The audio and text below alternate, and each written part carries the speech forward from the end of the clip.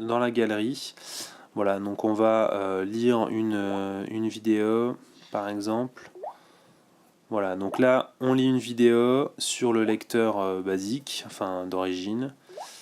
Et donc on a la possibilité, comme sur le Galaxy S3, de lire la vidéo en miniature. Donc là je peux faire du multitâche, je peux vraiment faire ce que je veux.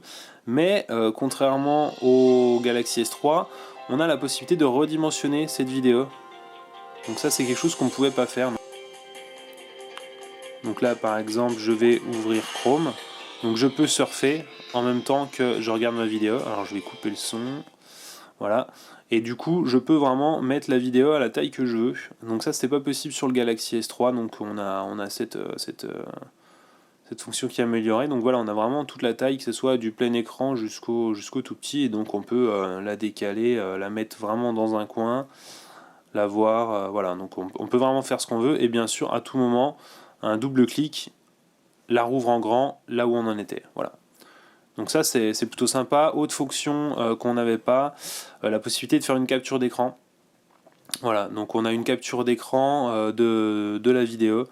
Voilà, donc ça c'est plutôt sympa. Et donc du coup cette fonction là, qui elle aussi est exclusive au Samsung Galaxy Note 2, donc on l'a pas sur d'autres modèles. Alors autre fonction dans le même genre, on a la possibilité maintenant d'ouvrir un lien. Donc quand vous ouvrez un lien, vous avez donc la liste de vos différents navigateurs, donc en l'occurrence Chrome et donc le navigateur classique, c'est ce qu'on disait tout à l'heure, mais aussi navigateur contextuel. Alors qu'est-ce que c'est? Eh bien exactement la même chose que pour la vidéo, c'est-à-dire la possibilité de naviguer voilà, via une fenêtre réduite.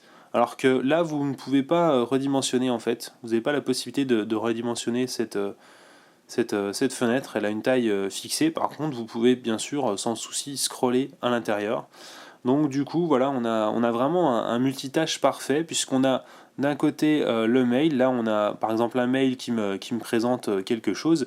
Et donc ici, je peux voir en effet ce qu'on me présente, le site qu'on me présentait. Et donc surfer sur ce site. Donc là, on est vraiment sur du double fenêtre. Vraiment, on navigue en double de chaque côté. Donc en fait, on a une seule fenêtre qui est active. Donc je peux scroller que sur une seule à la fois. Voilà, on voit que là, ça se grise un peu, en fait. Donc là, j'ai le focus sur celle-ci, et quand j'ai le focus sur celle-là devient un peu plus sombre. Et donc on a la possibilité d'ouvrir en grand à tout moment. Voilà.